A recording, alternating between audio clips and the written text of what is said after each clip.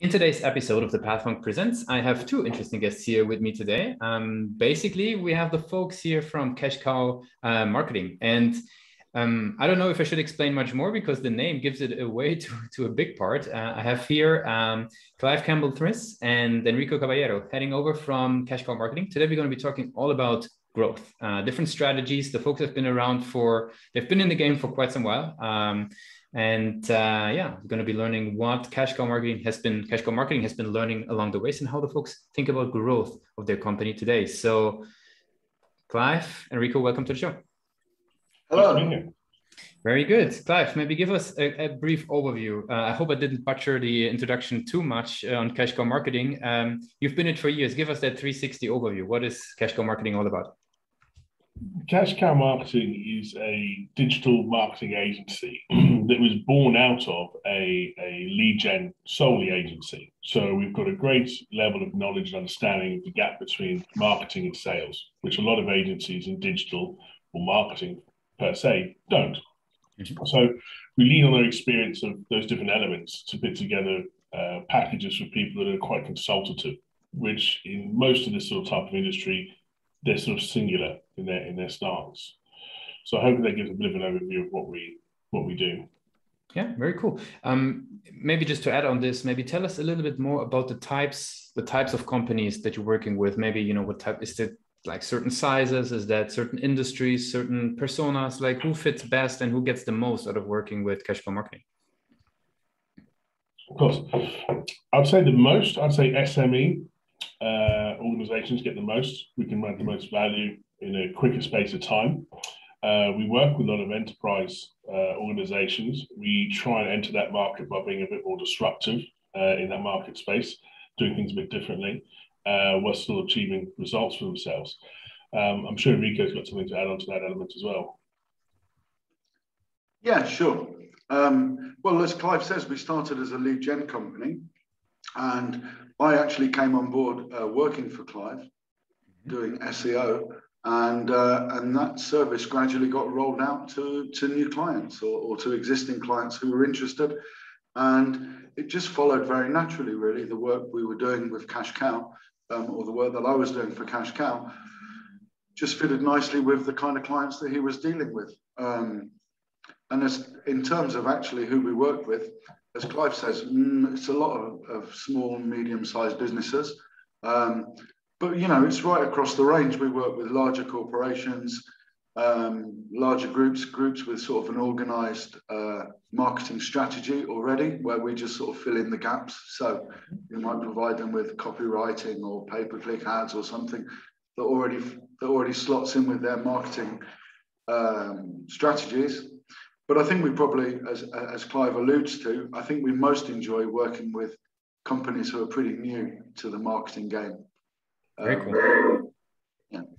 Very good. I mean, that gives me an insight into what you guys are doing and who you're serving. So what I'm curious now is, obviously, and I love to ask this question to folks that are in growth by default, like how do people hear about Cash Cow Marketing? Like what is the typical ways? Maybe Enrico, you can give us an insight probably from the SEO or inbound type of angle quite a bit. Maybe tell us a little bit about the different acquisition channels that you guys are leveraging, and both take it away. Shall I start? Yeah, you go for first, yeah. A lot of it is organic and comes from referrals, mm-hmm. And just simply having people around to answer the phones. We get quite a lot of traffic, and we use chatbots. We use Facebook messaging. We use WhatsApp messaging. So we want to be there. We want to be where our customers are, and a click of a button away. That's pretty much where I'd say. Clive, what do you think? Yeah, just to expand on what Enrico says, and he's absolutely right. It's a bit of a mixed match of all. You've got to be where your customers are at the end of the day. There's no point being somewhere else when they're trying to find you in a certain place. So we call it sort of digital referrals in a sense.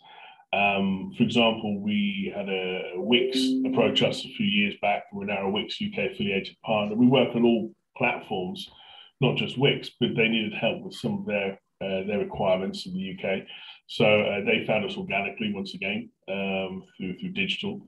Partnerships arrangements. We're big into partnerships. It's the real world. This is how these things work. If we can add value to an existing client's growth strategy and they can help us, it's a win-win. We have a lot of really solid existing relationships and growing relationships with partners, partner programs like that do exceptionally well. And that feeds out into the greater network. People see it, they see how it works, and they want to work with you along those lines. So hopefully that's given you a bit of an overview of how we generate our inbound business. For sure. I mean, what I love is, go ahead, sorry, go ahead. No, I think that we would love to think that our own SEO is pulling in all the clients. And for sure, we do get quite a lot of traffic that way. But for sure, referrals, just happy customers telling their friends or other business owners about us, and just being in those people's conversations, if that makes sense. For sure. I mean, what I love with you guys is that you are not bringing up the cobbler's shoes example, right? Very often we have, people on that, don't build up their own inbound funnels, but selling inbound to others. So it's fantastic that you guys are, basically eating your own food. So, okay. Yeah. It makes it easy to sell to other people, right? When you do it yourself. 100%. I think from an SEO point of view, it just shows the value of a long-term strategy. Work that you do today, it might not show results for 3 months, for 6 months, even a year. But those results just keep, they snowball. They always snowball. It's always worth putting in the time. Yeah. Very much. I guess we've been doing it for a long time now. Makes sense. What role do you guys? I mean, Clive, what role do you overall attribute to the website? Like, what's your perspective on the website? People actually who are listening in, if you can head over to cashcowmarketing.co.uk to check out a little bit more. But Clive, what's your take on the page? Well, on the website itself. Mm-hmm. Like how, what role does it play in the overall sort of? I mean, we touched slightly on it now, with obviously inbound being key, but yeah, I would say the key word that springs to mind is education, education, education. The digital market space is a ever-evolving place, and it's designed. It's an organism that's designed to be ever-evolving. New strategies, new this, new that. If people weren't aware of things or up to speed with things and realized there wasn't a new methodology of doing things, how are they going to know, right? How are they going to know how they drive new traffic? What's the new way of doing things? So the key thing we try and do is educate people to what's out there rather than sell to them. And based on hopefully the fact that we do this in quite a consultative way, they'll see what information's out there. And if they need help in delivering that to some of their existing strap that they're using in-house, then we can help them do that. And because we're not a singularity in our approach of what we offer as an agency, we don't just offer SEO. And if it's God forbid it to be something outside of the realms of on-site SEO, we can help them because we don't have to push them down that avenue. And I think that's what people really like. We try to really portray that, and especially Enrico, because that's his baby really, is the website, but it's our voice to the open world. And we try and put our personalities and our culture across in that to be, we're a big believer in value exchange. You've got to give a little something before you can get back. So we try and give some advice on that. We try and give a free website audit, for example, away, so they can have that information, and we'd never know who they were. They could go there, get that information, and work on it themselves, and we'd never make a penny off them, so to speak. But the relationship is there. If they trust us as a source of reference, they'll come back. And people say that, but once you've been in the industry long enough, you realize just how true that is. That how many people come back, how many people remember a good experience over a bad one, because you have a lot more bad ones than you have good ones. And they'll remember that, and they'll come back to you, and they'll refer their friends to you, and so on and so forth. So the website for us has been a fantastic route to market as a brand awareness piece, but also as an educational piece to people. That's the key thing we try and do there through the site. And I'm sure Enrico will say something to say. Yeah, Rico, I have a question on that. You mentioned it's Rico's baby. So I'm curious, like, Rico, what do you think? Sort of, where do you see currently sort of the strength of the website versus where do you see room for improvement? I mean, everybody that I have on the show has always a super critical eye, and there's always stuff to do. Maybe give us an insight. Where do you see sort of its current strength versus where do you see room for improvement? Okay. Well, obviously the site's built on WordPress, as are lots of other websites. So that allows us lots of space to play around and try new things. And really, a as someone who's in charge of the company website, I've got to say, I'm always thinking about making it better, or always trying to make it something new. And unfortunately, other people who do the same kind of work as me, we all have the same problem. We just don't have time to work on our own websites. And, and we're always throwing up new stuff. So we just recently, started throwing up like mini sites within the website to try and guide people through certain journeys, perhaps on email marketing or even with the SEO one. It's a constant work in progress, and it keeps me up at night thinking about how to make it better all the time. It's constantly sort of the nagging thing on the bottom of our list is rebuild the website, and go through it. And it's the problem. We see it with so many of our clients, and we spend so much of our time dealing with this, but it's representing organic websites that have grown over many years, and oftentimes that means they're stupidly out of date, and they have, they feature things that just are no longer relevant. And when I say that, I think about stuff like sliders, or how popular a slider was 5 years ago. And we've got sliders all over our website. And really, I would love to, I'd love to put one of the team onto it and say, can we just go for this again? And can we just reimagine all of this, put together some ideas, present them to Clive and his team, and start all over again? And that's what, that genuinely will keep me awake 2 nights a week. It's a constant work in progress. Parts of it we're really proud of, and parts of it we just think, what did we do there? No, I think that shows that we're passionate about it, because we care about it. Myself and Enrico will be up of an evening just chatting away online 10, 11 o'clock at night, not because we have to, because we want to. We just have an idea about something, and then the other person's still working, doing something, and it spitballs from that. So it's never deemed as work, it's just deemed as something you're passionate about. And I think that's the key thing to remember, is you've got to be passionate about it to do it properly. Otherwise, it's just work, and work is hard. So you've got to be passionate about it. Makes sense. Enrico, one last question on the website before we're jumping on and switching gears a little bit. I mean, you're working with tons of clients that have their pages. You support them. Like, how do you guys typically go about figuring out why people do or do not convert on the website, right? Like, what is we had that on the show a couple of times. People sharing like approaches, sharing tools. Like, how do you go about that? Well, as I said, we've put loads of get in touch with us sort of features on the website and chatbots, and we just try to get people to give us a call as quickly as possible. We use Zendesk, and so obviously, some of the sales team are constantly monitoring that, and it's throwing up questions depending on what pages people are on, whereabouts on the website they are, whereabouts in the journey they are as a client. But essentially what we're trying to do, because so much of our work is done on the phone and speaking with clients, with Clive and Tom, who's like our sales lead, and his guys, they just want to pick up the phone and talk to people. So our main goal there is for visitors to leave us ideally a phone number, because that really is where we have the most success. Either Tom closing them down in a call, or Tom hooking up a meeting like this on Zoom, and the 3 of us or 4 of us chatting with clients. So essentially it's trying to move people into a personal contact. I mean, I think we do much better as a team. Very cool. When we speak to people. Yeah. Awesome. I mean, the key, just to interrupt what Enrico said, the key objective of all of that is a doctor and patient scenario.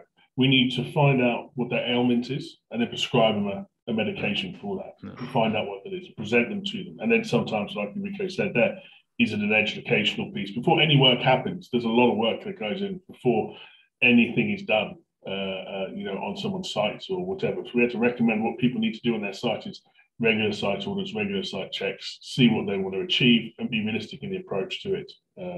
That's our main motto, is just be straight down the line with it. I see. Yeah. Clive, what happened recently on the show is, which is a quite interesting phenomenon, more and more marketers start speaking about the cookieless future, right? They're bringing up, Google is going to shut down third-party cookies by end of next year. Is that something that is already, being discussed within the companies that you're working with? Is that an emerging topic? Is that for most people just, far out in the future? What do you typically experience about that? You can't predict what these things are going to do until they happen. Sometimes you get a bit of notice about changes and algorithmic changes and other things, and sometimes you just don't. You know, we do a lot in developments around LinkedIn, for example, and lead generation through LinkedIn, but not as you would have been approached yourself through people through LinkedIn. It's a methodical 3-point stage. That's I won't go into in too much detail, but but we yield about a 20 to 40% engagement rate to it, which is phenomenal numbers across high-level enterprise accounts, and it's done because it's thought through strategically, and that's forever changing. I mean, the amount of work that goes in from the back end development side, because there's no notification of changes, they change something major, you've got to fix it. And you've got clients working on those accounts, you know.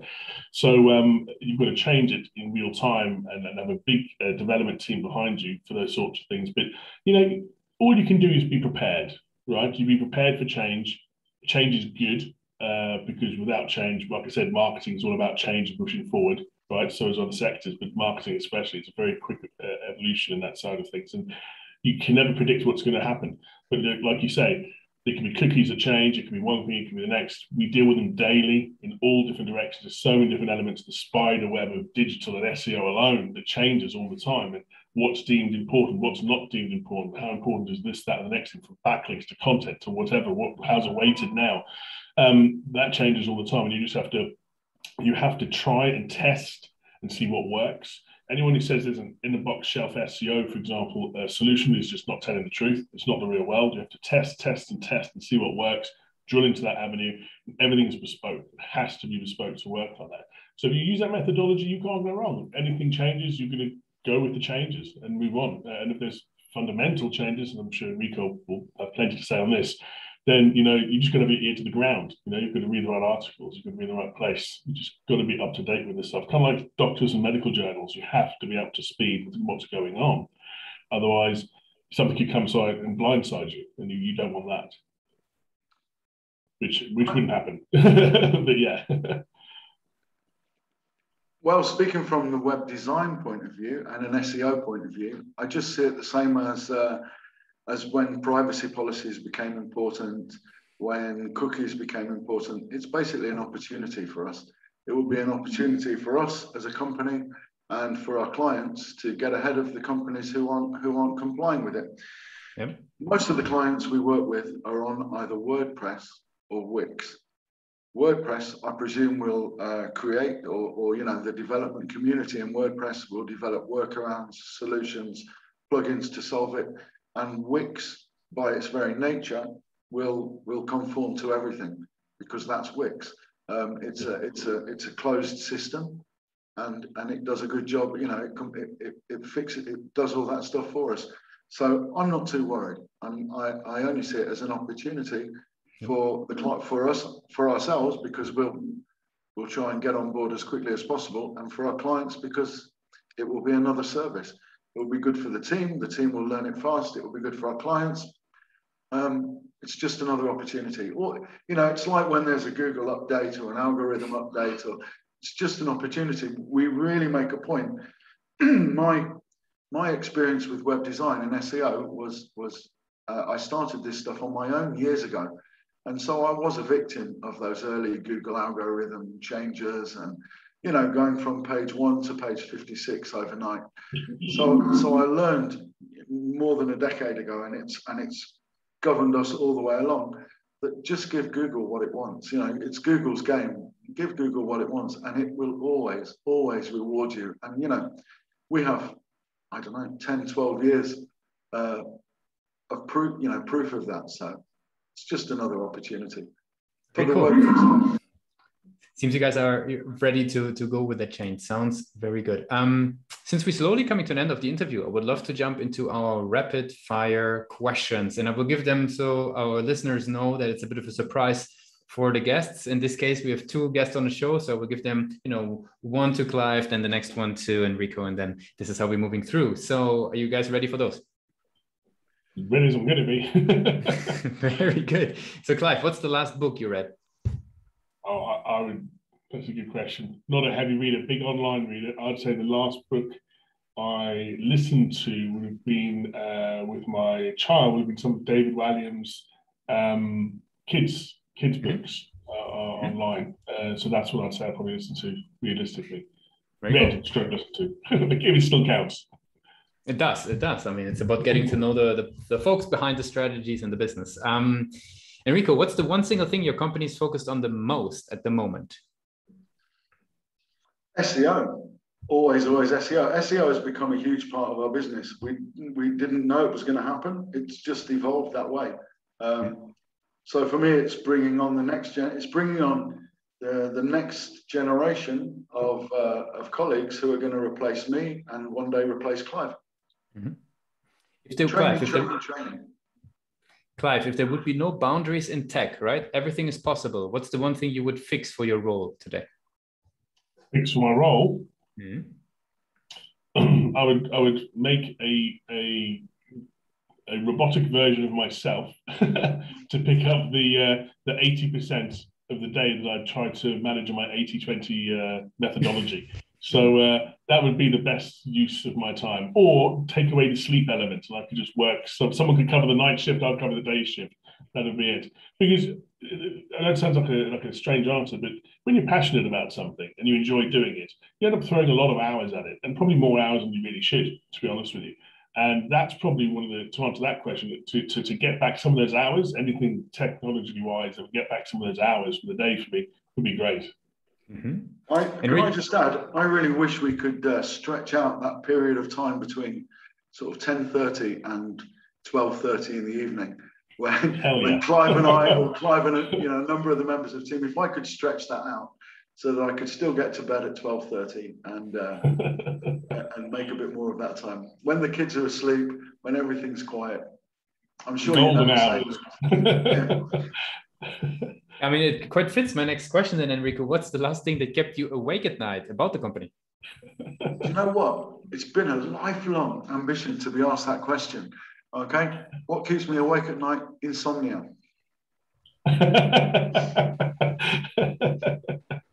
There you go.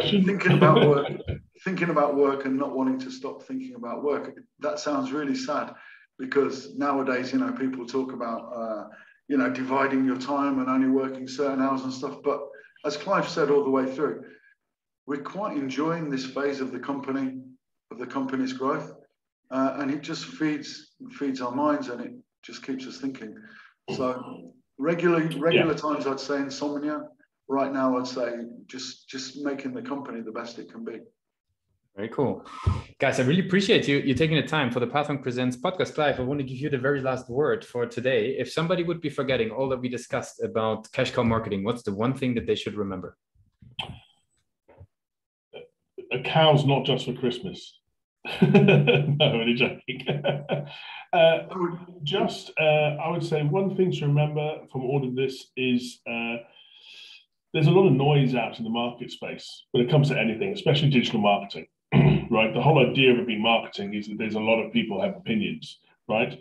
And there's no necessarily right or wrong, but there's best practice, and always think of it that way. And if something looks too good to be true, it is. Someone says they're going to do something in a short period of time and get you to wherever they're going to get you to, don't believe it. That expression, if it's too good to be true, don't believe it, is very true, more so in digital marketing. And as people are dragged into it because of the life situations we live in these days, kicking and screaming or otherwise into more of a digital space, there's people who haven't got the background information to what they should be prepared for.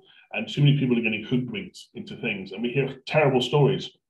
The amount of times we hear a week, I wish I'd found you first before X, Y, and Z had happened, or this scenario, or I'd wasted so much money and time on this. And we genuinely feel sorry for these people. The best thing I'd say is education. If it looks too good to be true, don't believe it. It really isn't that good. It's got to be realistic. Yes, thanks a lot for being. Go ahead, Enrico. Last word on your side. I would agree with Clive. I think that really, as a species, we've forgotten instinct. When something sounds too good to be true, it nearly always is. But about our company, I would say I always aim for clients to walk away thinking, that was like they were part of our team. Thanks a lot for being a guest on Pathway Presents. Thank you very much.